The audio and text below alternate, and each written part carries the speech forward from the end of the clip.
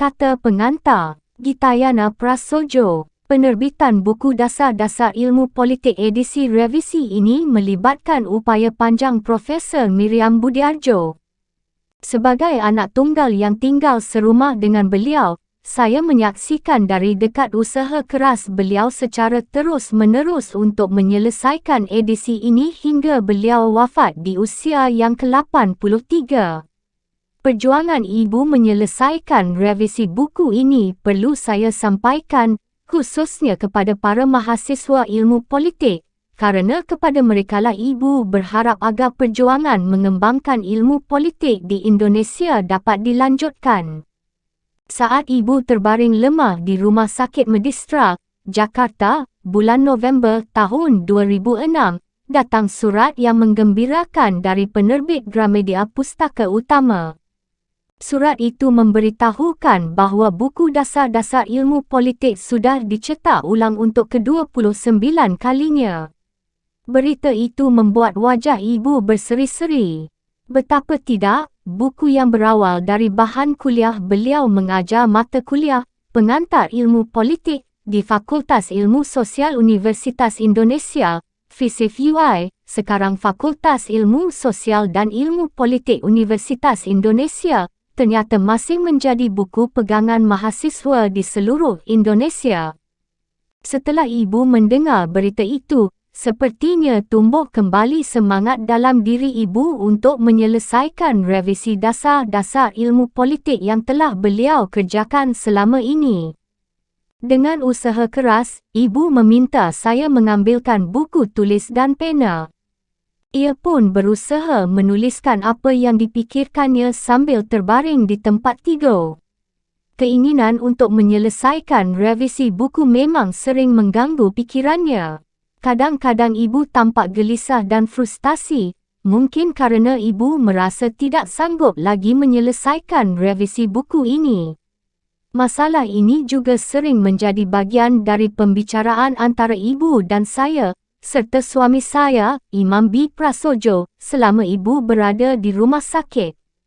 Melihat ketidakstabilan kesihatan ibu, kami membicarakan berbagai kemungkinan jalan keluar.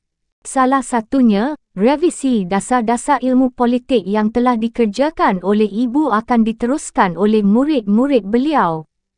Sedangkan topik-topik baru yang belum pernah ditulis oleh ibu, tapi sebenarnya ingin ibu masukkan dalam edisi revisi, akan ditulis terpisah sebagai suplemen buku ini.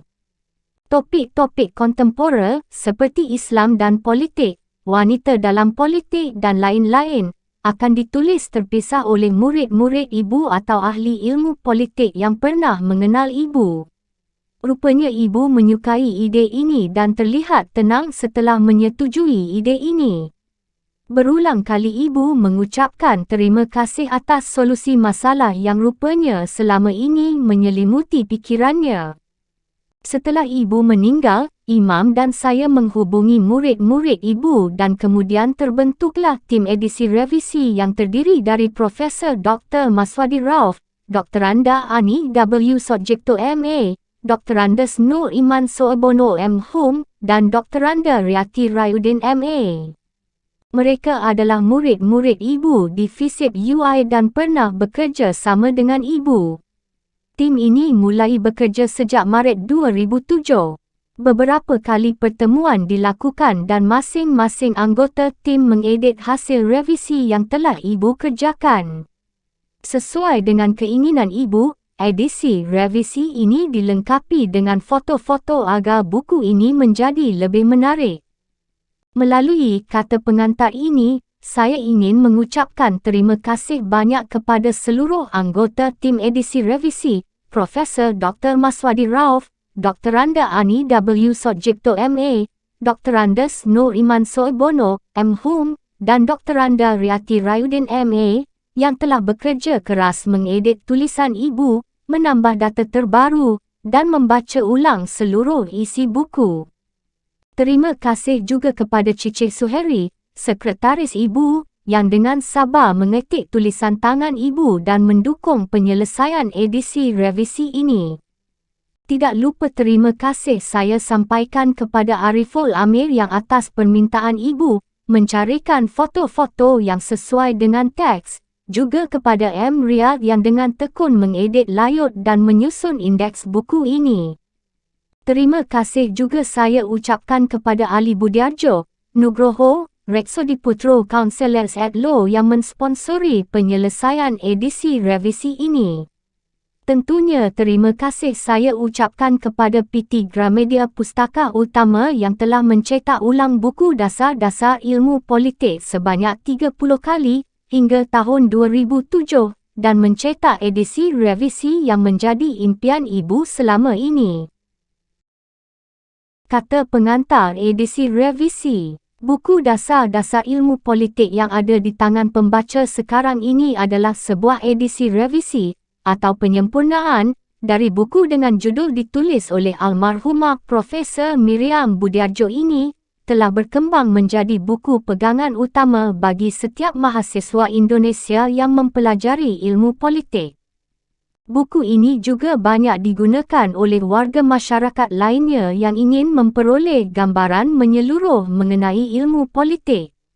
Karena itu, merupakan suatu kehormatan besar bagi kami, murid-murid ibu, diberi kepercayaan oleh keluarga beliau untuk membantu penyelesaian proses revisi buku ini.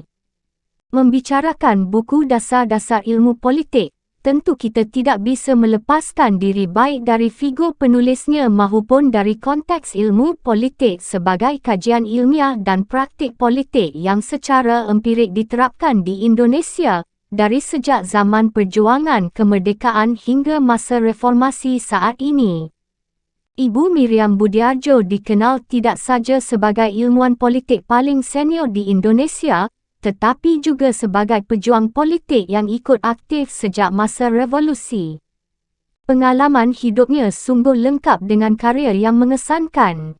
Beliau dikenal sebagai diplomat yang pernah bertugas di India dan Amerika di awal tahun 1950-an, sebagai dosen hingga sebagai aktivis yang berperan penting dalam berbagai kegiatan kemasyarakatan. Beliau banyak terlibat aktif dalam sejumlah peristiwa penting dalam sejarah bangsa Indonesia, baik pada masa penjajahan Belanda, pendudukan Jepang, revolusi kemerdekaan, demokrasi parlementer, demokrasi terpimpin, Orde Baru, maupun masa reformasi. Saat kita membaca tulisan dalam buku ini, terutama bab-bab yang telah direvisi cukup substantif oleh Ibu Miriam, kita segera mengetahui bahawa perhatian khusus Ibu Miriam tertuju pada tema-tema tentang hak asasi manusia, partisipasi politik dan partai politik, lembaga legislatif, sistem pemilu, undang-undang dasar, serta konsep-konsep dan pendekatan baru dalam ilmu politik. Dalam membahas persoalan yang menjadi minat dan perhatian khususnya, Ibu Miriam sering kali menggabungkan gagasan akademik yang berbasis pada studi politik dengan pengalaman empiriknya sebagai pelaku. Tulisannya mengenai hak asasi manusia, misalnya, dengan jelas menggambarkan ramuan tersebut. Pengalaman Ibu Miriam sebagai Wakil Ketua Komnas HAM 1993 hingga 1998 dan Penasihat Komnas HAM 1998 hingga 2002 tidak pelak mewarnai tulisan panjang yang disajikan dalam bagian ini. Ibu Miriam tidak saja membahas tentang perkembangan hak asasi manusia dalam konsep asalnya, konsep Barat, yang mengutamakan kebebasan, tetapi juga mengingatkan kita pada kewajiban dan tanggungjawab negara-negara dunia ketiga yang harus diemban. Pengalaman empirik situasi HAM universal di abad 21 dengan situasi HAM di Indonesia sejak masa demokrasi parlementer sampai rumusan HAM hasil amandemen Undang-Undang Dasar tahun 1945 juga dibahas dengan terperinci. Di dalam semua tulisan Ibu Miriam, ciri khas argumen yang disampaikannya adalah untuk mencari keseimbangan di antara berbagai spektrum pandangan yang berkembang dalam wacana ini. Upaya Ibu Miriam mencari formula keseimbangan dan pilihan pada perubahan yang tidak ekstrim juga terlihat pada tulisannya mengenai sistem pemilu. Sebagai ilmuwan politik, Ibu Miriam faham betul mengenai beragam teori sistem pemilu yang dikenal beserta kelemahan dan kelebihannya. Mengenai penerapan sistem pemilu di Indonesia, Ibu Miriam secara saksama mengikuti perkembangannya sejak pemilu tahun 1955, pemilu di masa Orde Baru hingga pemilu masa reformasi. Reformasi membuka peluang luas untuk mendiskusikan sekaligus melakukan beragam eksperimen untuk membangun sistem politik yang lebih demokratis di Indonesia. Ibu Miriam adalah peserta aktif dalam diskusi panjang bagi upaya pembenahan peranata politik di Indonesia.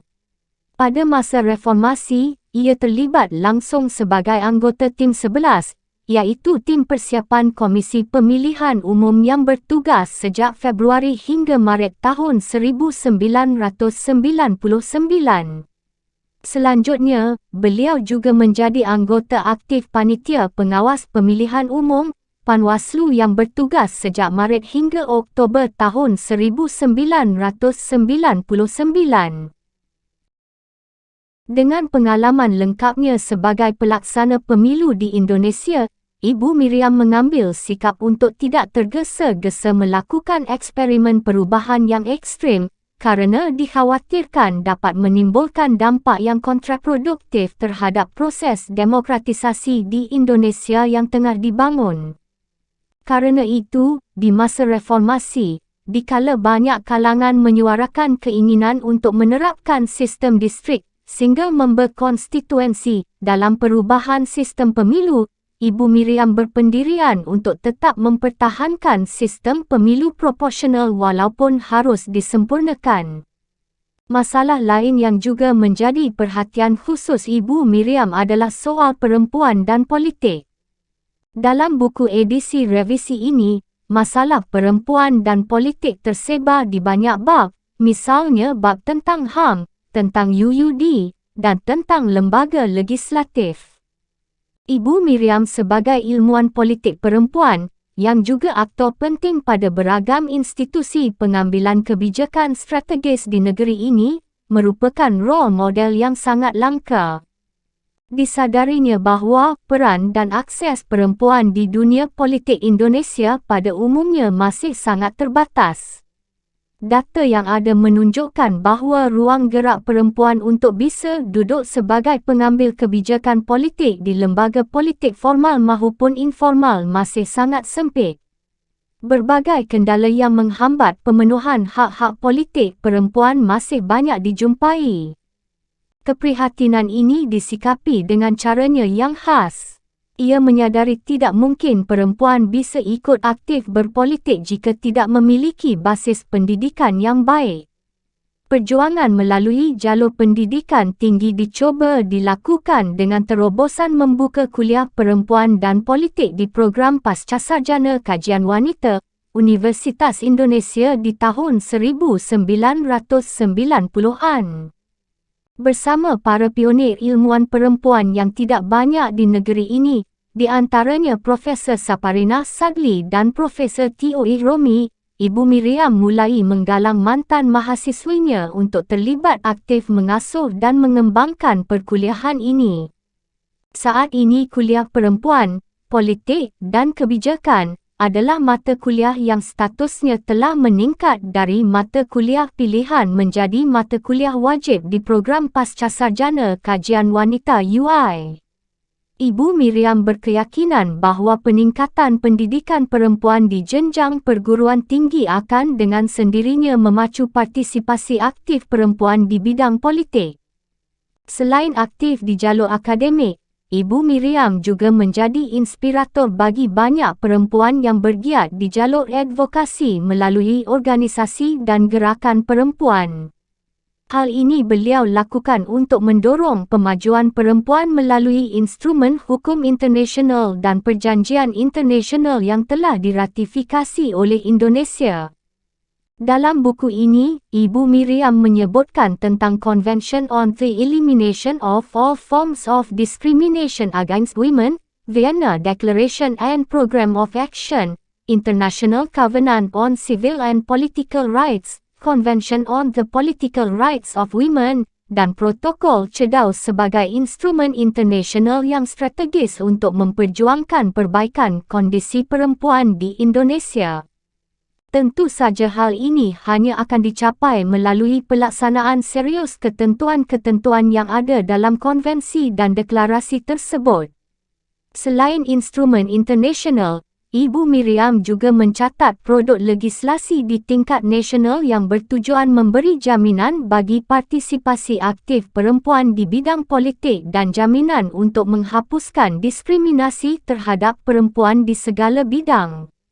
Ibu Miriam menyadari sepenuhnya bahawa banyak kendala kultural yang masih harus dihadapi perempuan Indonesia untuk bisa berperan aktif di pentas politik.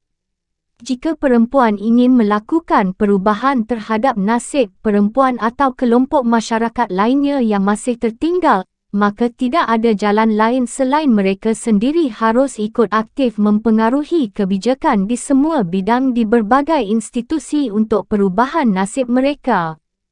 Pada saat membaca buku ini, pembaca akan melihat perbezaan signifikan antara edisi lama dan edisi revisi. Bukan hanya dalam hal tampilan, tetapi juga struktur isi buku ini. Dalam struktur isi buku, tim revisi melakukan beberapa penyesuaian dengan alasan: 1. Keseimbangan isi antar bab. 2. Variasi substansi, di mana ada bab yang telah diperbarui secara signifikan dan ada bab yang belum sempat diperbaiki. Dan 3. Perlunya alur penyusunan bab yang disusun mulai dari materi konseptual menuju materi empirik.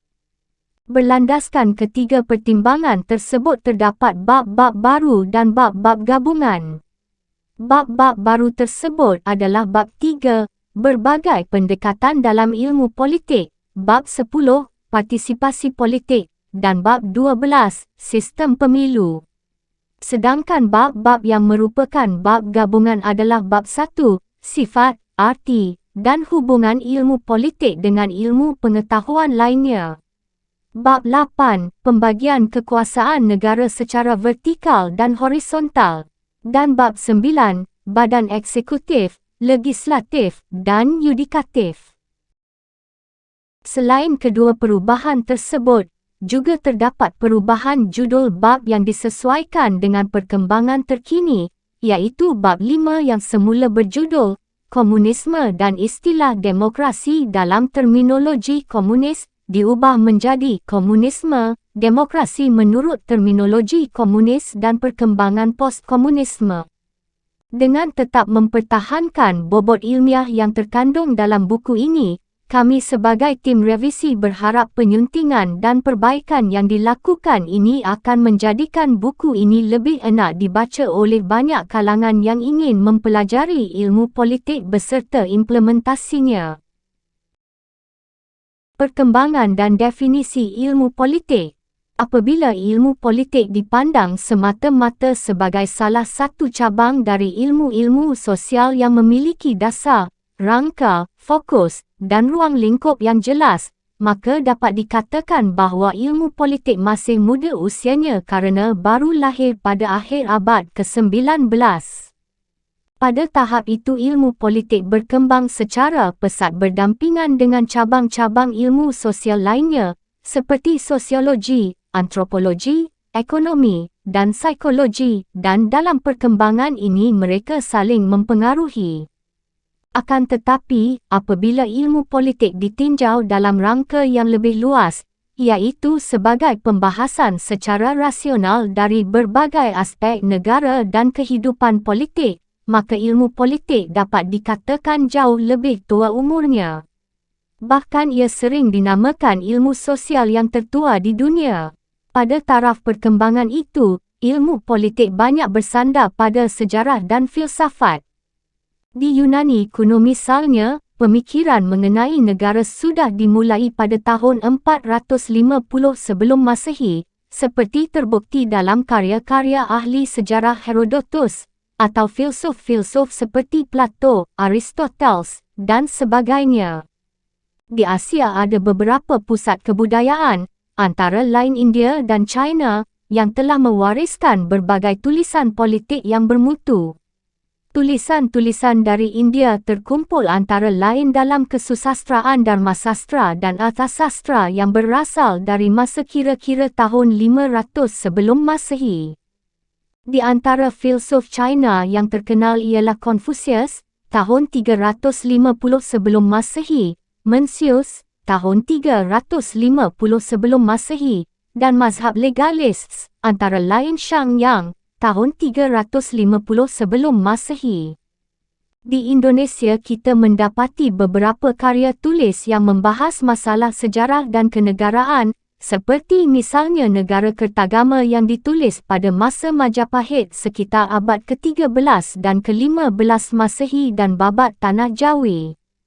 Sayangnya di negara-negara Asia tersebut kesusastraan yang mencakup bahasan politik mulai akhir abad ke-19 telah mengalami kemunduran kerana terdesak oleh pemikiran barat yang dibawa oleh negara-negara seperti Inggeris, Jerman, Amerika Serikat dan Belanda dalam rangka imperialisme. Di negara-negara benua Eropah seperti Jerman, Austria dan Perancis, bahasan mengenai politik dalam abad ke-18 dan ke-19 banyak dipengaruhi oleh ilmu hukum dan kerana itu fokus perhatiannya adalah negara semata-mata. Bahasan mengenai negara termasuk kurikulum Fakultas Hukum sebagai mata kuliah ilmu negara. Di Inggeris permasalahan politik dianggap termasuk filsafat, terutama moral filosofi, dan bahasannya dianggap tidak dapat terlepas dari sejarah. Akan tetapi dengan didirikannya École Libre des Sciences Politiques di Paris tahun 1870 dan London School of Economics and Political Science tahun 1895, ilmu politik untuk pertama kali di negara-negara tersebut dianggap sebagai disiplin tersendiri yang patut mendapat tempat dalam kurikulum perguruan tinggi. Namun demikian, pengaruh dari ilmu hukum, filsafat, dan sejarah sampai Perang Dunia II masih tetap terasa. Perkembangan yang berbeza terjadi di Amerika Serikat. Mula-mula tekanan yuridis seperti yang terdapat di Eropah mempengaruhi bahasan masalah politik, akan tetapi lama-lama timbul hasrat yang kuat untuk membebaskan diri dari tekanan yuridis itu dan lebih mendasarkan diri pada pengumpulan data empiris.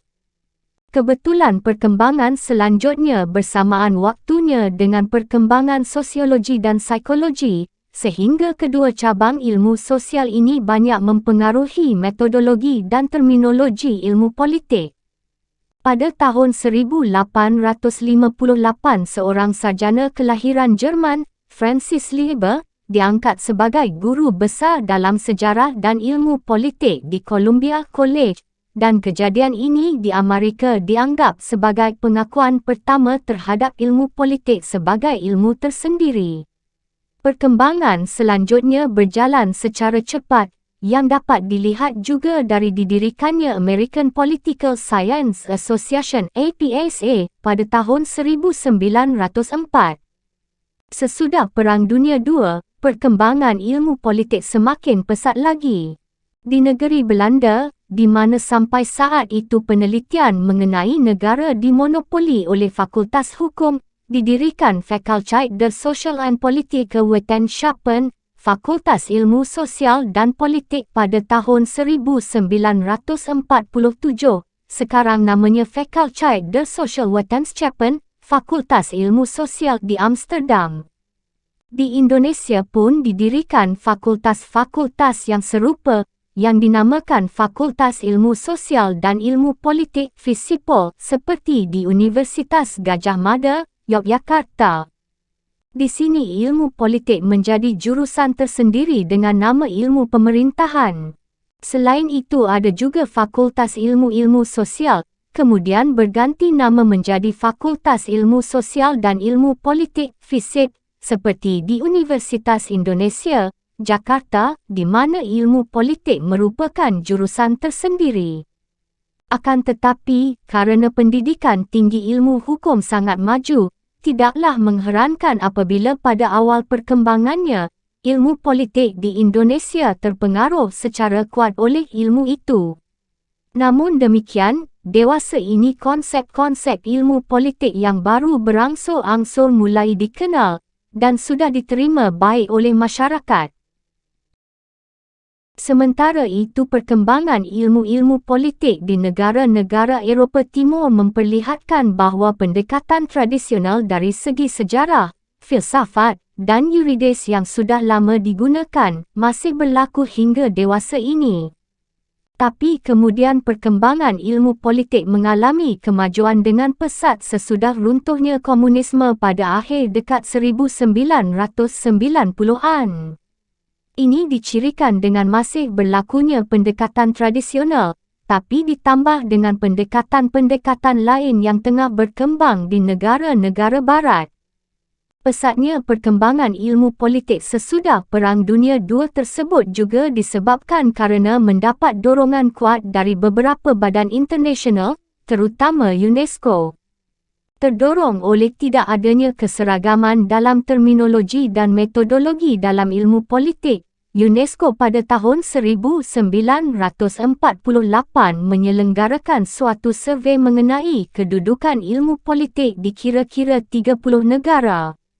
Proyek ini, yang dipimpin oleh W. E. Bernstein dari Princeton University Amerika Serikat, kemudian dibahas oleh beberapa ahli dalam suatu pertemuan di Paris dan menghasilkan buku Contemporary Political Science tahun 1948.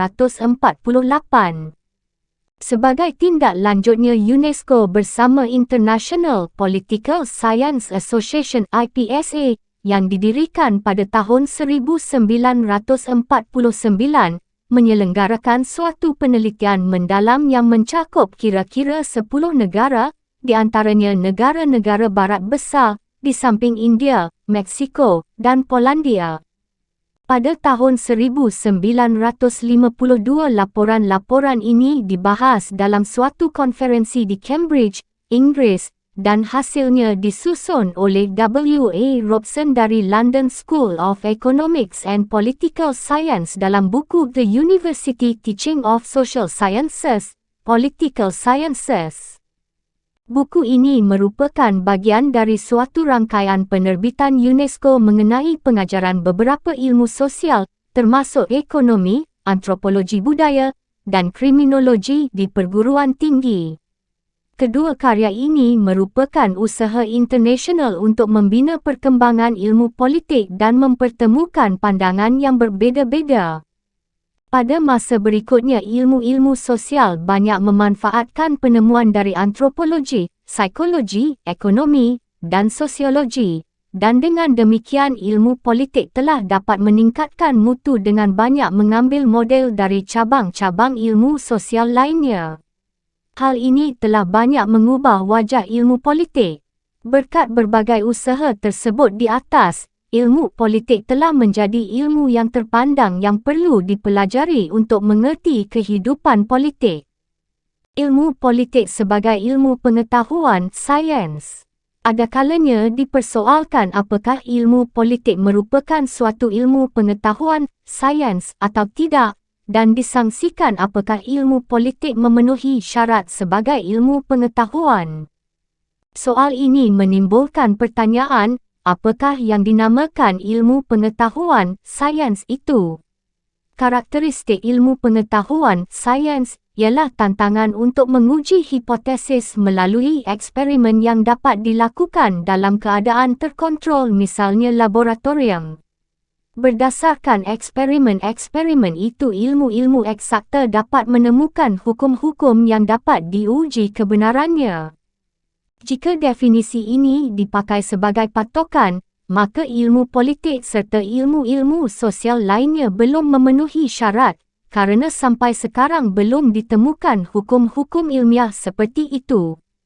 Mengapa demikian? Oleh kerana yang diteliti adalah manusia dan manusia itu adalah makhluk yang kreatif, yang selalu menemukan akal baru yang belum pernah diramalkan dan malahan tidak dapat diramalkan. Lagi pula manusia itu sangat kompleks dan perilakunya tidak selalu didasarkan atas pertimbangan rasional dan logis, sehingga mempersukar usaha untuk mengadakan perhitungan serta proyeksi untuk masa depan. Dengan kata lain, perilaku manusia tidak dapat diamati dalam keadaan terkontrol. Oleh kerana itu, pada awalnya para sarjana ilmu sosial cenderung untuk merumuskan definisi yang umum sifatnya, seperti yang terlihat pada pertemuan para sarjana ilmu politik yang diadakan di Paris pada tahun 1948.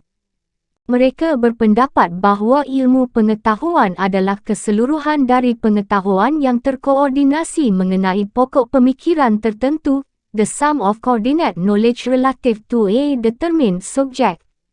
Apabila perumusan ini dipakai sebagai patokan, maka memang ilmu politik boleh dinamakan suatu ilmu pengetahuan. Akan tetapi pada tahun 1950-an, ternyata banyak sarjana ilmu politik sendiri tidak puas dengan perumusan yang luas ini, kerana tidak mendorong para ahli untuk mengembangkan metode ilmiah. Munculnya pendekatan perilaku dalam dekade 1950-an merupakan gerakan pembaruan yang ingin meningkatkan mutu ilmu politik dan mencari suatu new science of politics. Gerakan baru ini, yang dapat disebut sebagai revolusi dalam ilmu politik, merumuskan pokok pemikiran sebagai berikut. Sekalipun perilaku manusia adalah kompleks, tetapi ada pola-pola berulang yang dapat diidentifikasi. Pola-pola dan keteraturan perilaku ini dapat dibuktikan kebenarannya melalui pengamatan yang teliti dan sistematis. Dengan menggunakan statistik dan matematika dapat dirumuskan hukum-hukum yang bersifat probabilitas. Akan tetapi pada akhir dekade 1960-an, timbul reaksi terhadap pendekatan perilaku. Kali ini kritik datang dari ahli-ahli yang orientasi politiknya ke kiri-kirian, seperti Herbert Marcuse dan Jean-Paul Sartre. Di antara sarjana behaviораlis pun ada yang mendukung alur pemikiran ini. Kritik yang dikemukakan ialah bahawa pendekatan perilaku terlalu kuantitatif dan abstrak, sehingga tidak mencerminkan realitas sosial. Berbeza dengan para behaviораlis yang berpendapat bahawa nilai tidak boleh masuk dalam analisis keadaan sosial, kelompok post-behaviораlis berpendapat bahawa nilai-nilai boleh masuk dalam analisis keadaan sosial. Kelompok pasca perilaku post-behaviораlis berpendapat bahawa nilai-nilai harus turut mewarnai penelitian. Nilai-nilai harus diteliti dan para ilmuwan melibatkan diri secara aktif untuk mengatasi masalah-masalah sosial. Dalam perkembangan selanjutnya muncul pendapat bahawa pendekatan behaviораlis dalam usaha meneliti perilaku manusia terlalu meremehkan negara beserta lembaga-lembaganya, padahal pentingnya lembaga-lembaga itu tidak dapat dinafikan. Aliran baru ini dipelopori antara lain oleh Theda Skocpol yang menjadi tersohor kerana tulisannya yang berjudul Bringing the State Back in: Strategies of Analysis in Korean Research. Selain itu, pengaruh ilmu ekonomi juga berkembang melalui teori pilihan rasional atau rational choice theory. Jadi jelaslah bahawa dewasa ini ada keterkaitan yang erat antara ilmu politik dan ilmu-ilmu sosial lainnya, seperti antropologi, sosiologi, dan ekonomi. Pendekatan perilaku sendiri muncul dan berkembang dalam masa sesudah Perang Dunia II. Gerakan ini terpengaruh oleh karya-karya sarjana sosiologi Max Weber dan Talcott Parsons, di samping penemuan-penemuan baru di bidang psikologi. Para sarjana ilmu politik yang terkenal kerana pendekatan perilaku politik ini adalah Gabriel Allman, Structural Functional Analysis; David Easton, General Systems Analysis; Carl W. Deutsch, Communications Theory; David Truman, Robert Dahl, dan sebagainya. Salah satu pemikiran pokok dari para pelopor pendekatan perilaku adalah bahawa perilaku politik harus lebih menjadi fokus pengamatan daripada lembaga-lembaga politik atau kekuasaan atau keyakinan politik. Dalam suatu sistem politik, sistem menerima inputs bersifat dukungan serta tuntutan dari masyarakat. Inputs ini dalam sistem politik dikonversi menjadi outputs dalam bentuk kebijakan dan peraturan. Hal ini terjadi dalam black box. Outputs ini pada gilirannya dikembalikan ke lingkungan dan menjadi inputs baru. Dengan cara ini tercapai keseimbangan dan stabilitas. Akan tetapi yang lebih menonjol lagi ialah penampilan suatu orientasi baru yang mencakup beberapa konsep pokok. Konsep-konsep pokok para behaviораlis dapat disimpulkan sebagai berikut. 1. Perilaku politik memperlihatkan keteraturan, regularitas yang dapat dirumuskan dalam generalisasi-generalisasi. 2. Generalisasi-generalisasi ini pada asasnya harus dapat dibuktikan kebenarannya, verification, dengan menunjuk pada perilaku yang relevan. 3. Untuk mengumpulkan dan menafsirkan data, diperlukan teknik-teknik penelitian yang cermat. 4. Untuk mencapai kecermatan dalam penelitian diperlukan pengukuran dan kuantifikasi melalui ilmu statistik dan matematika. 5. Dalam membuat analisa politik, nilai-nilai pribadi si peneliti sedapat mungkin tidak main peranan. 6. Penelitian politik mempunyai sifat terbuka terhadap konsep-konsep, teori-teori, dan ilmu sosial lainnya. Dalam proses interaksi dengan ilmu-ilmu sosial lainnya, misalnya dimasukkan istilah baru seperti sistem politik, fungsi, peranan, struktur, budaya politik, dan sosialisasi politik di samping istilah lama seperti negara, kekuasaan, jabatan, instituta, pendapat umum, dan pendidikan kewarganegaraan, citizenship training. Berkat timbulnya pendekatan perilaku, telah berkembang beberapa macam analisis yang mengajukan rumusan-rumusan baru tentang kedudukan nilai-nilai dalam penelitian politik serta satuan-satuan sosial yang hendak diamati. Di antaranya yang terkenal ialah analisa struktural fungsional, structural functional analysis, dan pendekatan analisa sistem, systems analysis approach. Kedua analisa yang terakhir tadi erat berhubungan dan pada intinya berpangkal tolak pada meneropong masyarakat dari segi keseluruhan, macroanalysis, berdasarkan adanya hubungan erat antara unsur masyarakat yang satu dengan unsur masyarakat lainnya yang akhirnya cenderung untuk mencapai adanya keseimbangan dalam masyarakat. Setiap peranan yang terpendam mahupun yang nyata dari tiap-tiap unsur masyarakat senantiasa berpengaruh secara langsung terhadap unsur-unsur masyarakat lainnya. Pendekatan perilaku mempunyai beberapa keuntungan, antara lain memberi kesempatan untuk mempelajari kegiatan dan susunan politik di beberapa negara yang berbeza sejarah perkembangan, latar belakang kebudayaan, serta ideologinya, dengan mempelajari bermacam-macam mekanisme yang menjalankan fungsi-fungsi tertentu, yang memang merupakan tujuan dari setiap kegiatan politik di mana pun terjadi. Dengan demikian ilmu politik perbandingan maju dengan pesat. Sementara itu para pelopor pendekatan tradisional tidak tinggal diam, dan terjadilah polemik yang sengit antara pendekatan perilaku dan pendekatan tradisional. Ilmuwan seperti Eric Voegelin, Leo Strauss, dan John Hallowell menyerang pendekatan perilaku dengan argumentasi bahawa pendekatan perilaku terlalu lepas dari nilai dan tidak memberi jawapan atas pertanyaan yang berdasarkan pandangan hidup tertentu seperti misalnya, sistem politik apakah yang paling baik, atau masyarakat bagaimanakah yang sebaiknya dibangun. Juga dilontarkan kritik bahawa tidak ada relevansi dengan politik praktis dan menutup mata terhadap masalah-masalah sosial yang ada. Seperti sering terjadi dalam konflik intelektual, kedua belah pihak meningkatkan dan mempertajam alat analisa masing-masing untuk meneliti kembali rangka, metode, dan tujuan dari ilmu politik.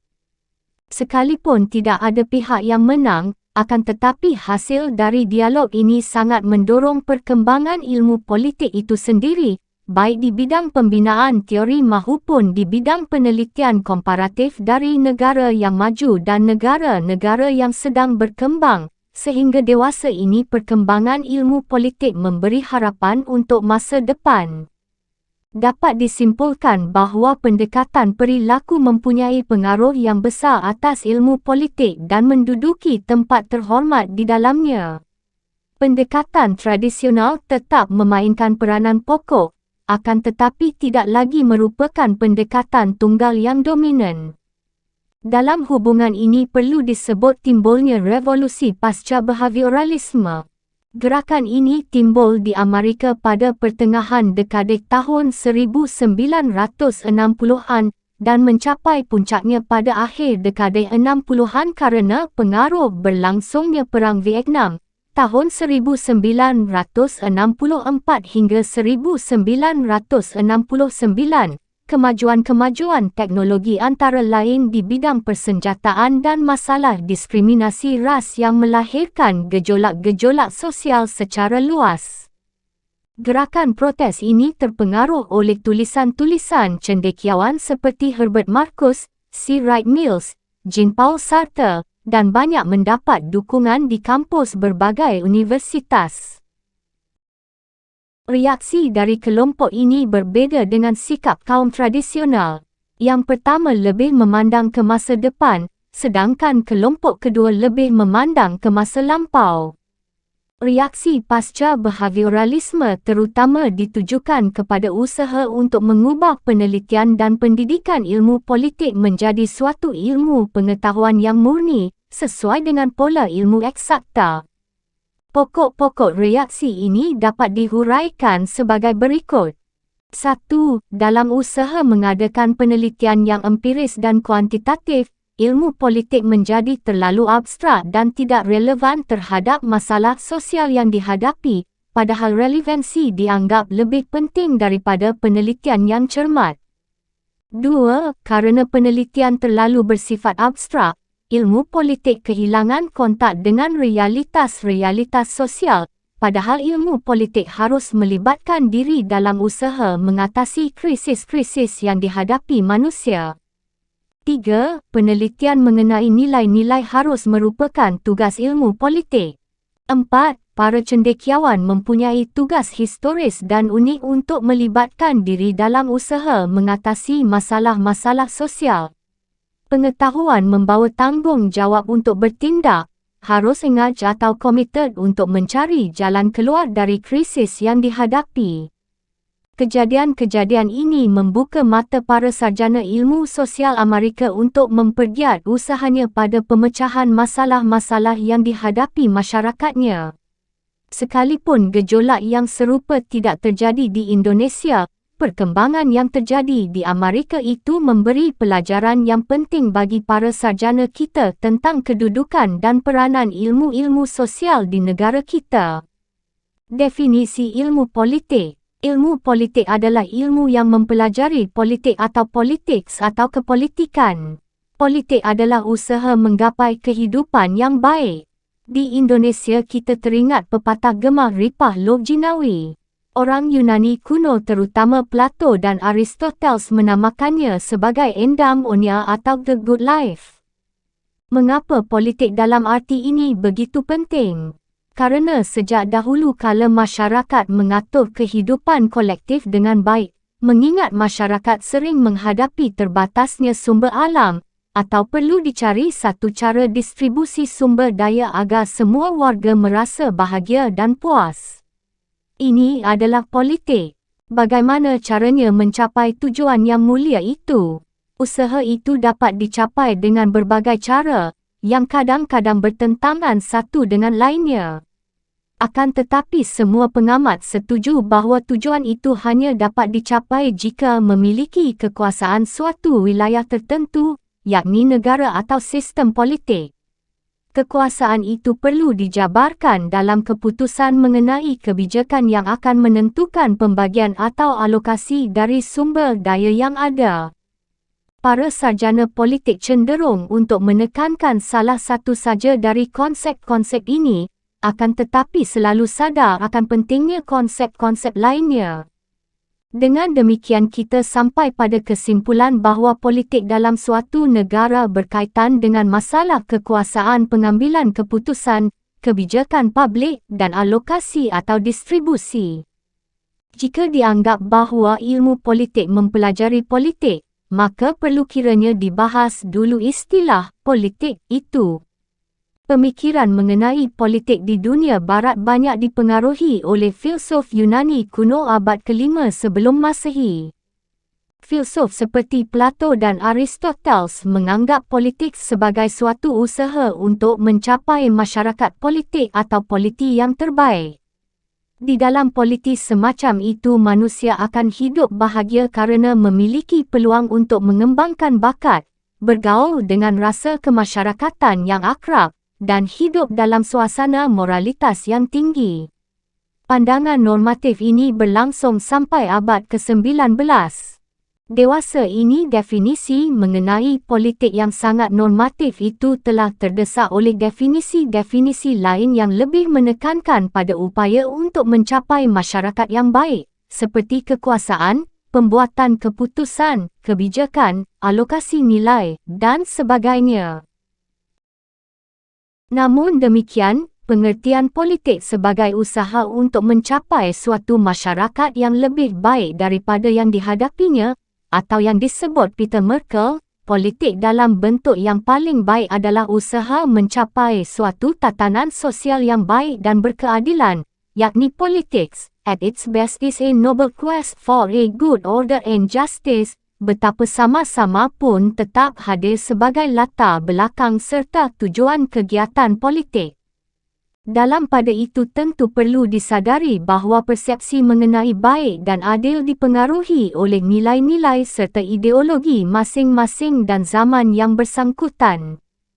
Pada umumnya dapat dikatakan bahawa politik adalah usaha untuk menentukan peraturan-peraturan yang dapat diterima baik oleh sebahagian besar warga, untuk membawa masyarakat ke arah kehidupan bersama yang harmonis. Usaha menggapai the good life ini menyangkut bermacam-macam kegiatan yang antara lain menyangkut proses penentuan tujuan dari sistem, serta cara-cara melaksanakan tujuan itu. Masyarakat mengambil keputusan mengenai apakah yang menjadi tujuan dari sistem politik itu dan hal ini menyangkut pilihan antara beberapa alternatif serta urutan prioritas dari tujuan-tujuan yang telah ditentukan itu. Untuk melaksanakan kebijakan-kebijakan umum yang menyangkut pengaturan dan alokasi dari sumber daya alam, perlu dimiliki kekuasaan serta wewenang. Kekuasaan ini diperlukan baik untuk membina kerjasama mahupun untuk menyelesaikan konflik yang mungkin timbul dalam proses ini. Cara-cara yang dipakainya dapat bersifat persuasi dan jika perlu bersifat paksaan. Tanpa unsur paksaan, kebijakan ini hanya merupakan perumusan keinginan belaka. Akan tetapi, kegiatan-kegiatan ini dapat menimbulkan konflik kerana nilai-nilai baik yang material mahupun yang mental, yang dikejar biasanya langka sifatnya. Di pihak lain, di negara demokrasi, kegiatan ini juga memerlukan kerjasama kerana kehidupan manusia bersifat kolektif. Dalam rangka ini, politik pada dasarnya dapat dilihat sebagai usaha penyelesaian konflik atau konsensus. Tetapi tidak dapat disangkal bahawa dalam pelaksanaannya, kegiatan politik, di samping segi-segi yang baik, juga mencakup segi-segi yang negatif. Hal ini disebabkan kerana politik mencerminkan tabiat manusia, baik nalurinya yang baik maupun nalurinya yang buruk. Perasaan manusia yang beraneka ragam sifatnya, sangat mendalam dan sering saling bertentangan, mencakup rasa cinta, benci, setia, bangga, malu, dan marah. Tidak heran jika dalam realitas sehari-hari kita acap kali berhadapan dengan banyak kegiatan yang tak terpuji, atau seperti dirumuskan oleh Peter Merkel sebagai berikut, politik, dalam bentuk yang paling buruk, adalah perebutan kekuasaan, kedudukan, dan kekayaan untuk kepentingan diri sendiri. Politics at its worst is a selfish grab for power, glory and riches. Singkatnya, politik adalah perebutan kuasa, takhta, dan harta. Di bawah ini ada dua sarjana yang menghuraikan definisi politik yang berkaitan dengan masalah konflik dan konsensus. 1. Menurut Rothbard et al., politik adalah kegiatan yang menyangkut cara bagaimana kelompok-kelompok mencapai keputusan-keputusan yang bersifat kolektif dan mengikat melalui usaha untuk mendamaikan perbezaan-perbezaan di antara anggota-anggotanya. 2. Menurut Andrew Haywood, politik adalah kegiatan suatu bangsa yang bertujuan untuk membuat, mempertahankan, dan mengamandemen peraturan-peraturan umum yang mengatur kehidupannya, yang berarti tidak dapat terlepas dari gejala konflik dan kerjasama. Di samping itu ada definisi-definisi lain yang lebih bersifat pragmatis. Perbezaan-perbezaan dalam definisi yang kita jumpai disebabkan kerana setiap sarjana meneropong hanya satu aspek atau unsur dari politik. Unsur ini diperlukannya sebagai konsep pokok yang akan dipakainya untuk meneropong unsur-unsur lain. Dari huraian di atas dapat kita simpulkan bahawa konsep-konsep pokok itu adalah 1. Negara, 2. Kekuasaan, 3. Pengambilan keputusan, 4. Kebijakan, 5. Pembagian atau alokasi.